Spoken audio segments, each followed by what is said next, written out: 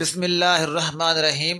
نبوت سے پہلے قبل حضرت شعیب علیہ السلام کے ہاں حضرت موسیٰ علیہ السلام بکریاں چرایا کرتے تھے۔ ایک دن ایک بکری ریوڑ سے الگ ہو کر کہیں کھو گئی۔ حضرت موسیٰ علیہ السلام جنگل میں اسے آگے پیچھے تلاش کرتے کرتے بہت دور نکل گئے۔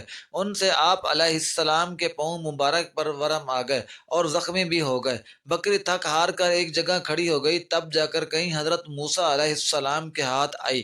آپ علیہ السلام نے اس پر بجائے غصہ اور ضد کا حقوق کرنے کے اس کی گردن جھاڑی اور اس کی پشت اور سر پر ہاتھ پھیرنے لگے۔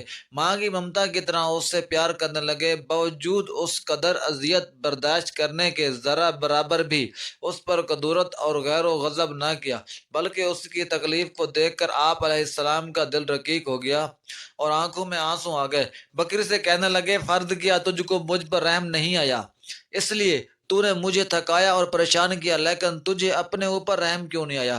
میرے پاؤں کے ابلوں اور زخموں پر تجھے رحم نہ آیا تھا، کم از کم تجھے اپنے اوپر تو رحم آنا چاہیے تھا۔ اسی وقت ملائکہ سے حق کے تعالیٰ نے فرمایا کہ نبوت کے لیے حضرت موسیٰ علیہ السلام زیبا ہیں۔ امت کا غم کھانے اور ان کی طرف سے ایذا آسانی کے تحمل کے لیے جس حوصلے سے دل و جگر کی ضرورت ہوتی ہے، وہ خوبی ان میں موجود ہے۔ نبوت سے پہلے قبل تقریباً کئی نبیوں علیہ السلام نے بکریاں چرائی۔ اس کی حکمت یہ ہے کہ تاکہ بکریوں کے چرانے سے انبیاء کرام علیہ السلام کا صبر و وقار ظاہر ہو جائے۔ یہ بکریوں کی چروائی صبر و حلم کی عادت پیدا کرتی ہے، کیونکہ بکریاں اکثر مختلف جانب بکھر جاتی ہیں۔ ان کے جمع رکھنے اور نگرانی میں پریشانی ہوتی ہے۔ اس کام کے لیے دل و دماغ کا قابل برداشت ہونا ضروری ہوتا ہے۔ درس حیات مخلوق خدا پر رحم کرنے سے دنیا اور آخرت میں سرفرازی ہوتی ہے۔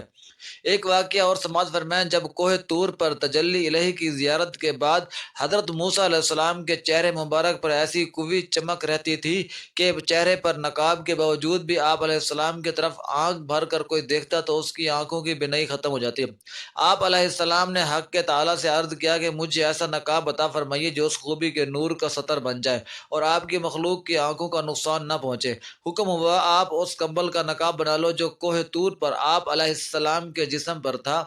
جس نے کوہ طور کا تجلی کا تحمل کیا ہوا ہے، اس کمبل کے علاوہ اے موسیٰ علیہ السلام، اگر کوئی کوہ کاف بھی آپ علیہ السلام کے چہرے کی تجلی بند کرنے کو آ جائے تو وہ بھی مثل کوہ طور پھٹ جائے گا۔ الغرض، حضرت موسیٰ علیہ السلام نے بغیر نقاب کے خلائق کو اپنا چہرہ دیکھنے سے منع فرمایا۔ آپ علیہ السلام کی اہلیہ حضرت صفورہ علیہ السلام آپ علیہ السلام کی حسن نبوت پر عاشق تھی۔ نقاب جو نظروں کے درمیان حائل ہو گیا تھا، وہ اس بے چین ہو گئی تھی۔ جب صبر کے مقام پر عشق نے آگ رکھ دی تو آپ رضی اللہ عنہ نے اسی شوق اور بے تابی سے پہلے ایک آنکھ سے موسیٰ علیہ السلام کے چہرے کے نور کو دیکھا، اس سے ان کی ایک آنکھ کی بینائی سلب ہو گئی۔ اس کے بعد بھی ان کو صبر نہ آیا، دل اور آنکھوں کا طلب اور بڑھ گئی۔ ہزارہ تجلیات طور کا حضرت موسیٰ علیہ السلام کے چہرے پر دیکھنے کے لیے دوسری آنکھ بھی کھول دی، وہ بھی بے نور ہو گئی۔ عاشقہ صادقہ حضرت صفورہ رضی اللہ عنہ سے ایک عورت نے پوچھا، کیا تمہیں اپنی آنکھوں کے بے نور ہو جانے پر کچھ حسرت و غم ہوا ہے؟ آپ رضی اللہ عنہ نے فرمایا، مجھے تو یہ حسرت ہے کہ ایسی 100,000 آنکھیں کے اور بھی عطا ہو جائیں تو ان میں سے سب کو محبوب کے چہرے طابع کے دیکھنے میں قربان کر دیتی۔ حضرت صفورہ نے فرمایا، میری آنکھوں سے نور تو چلا گیا، مگر آنکھوں کے حلقے کے ویرانے میں حضرت موسیٰ علیہ السلام کے چہرے کا خاص نور سما گیا۔ حق کے تعالیٰ کو حضرت صفورہ رضی اللہ عنہ کی یہ سچی چاہت اور اعتراف، یہ کلام، یہ عشق کا مقام، یہ دل اور آنکھوں کا طلب پسند آئی۔ خزانہ غیب سے پھر ان کی آنکھوں کو اسی بینائی کا نور اور تحمل بخش دیا گیا جیسے وہ حضرت موسیٰ علیہ السلام کے چہرے طبع کو دیکھا کرتی تھی۔ درس حیات طلب صادق ہو تو خدا کی مدد سے بھی پہنچ جایا کرتی ہے۔ ویڈیو اگر اچھی لگی ہو پلیز چینل کو سبسکرائب اور لائک کمنٹس میں ضرور بتائیے گا۔ اللہ حافظ، وما علینا الا البلاغ المبین۔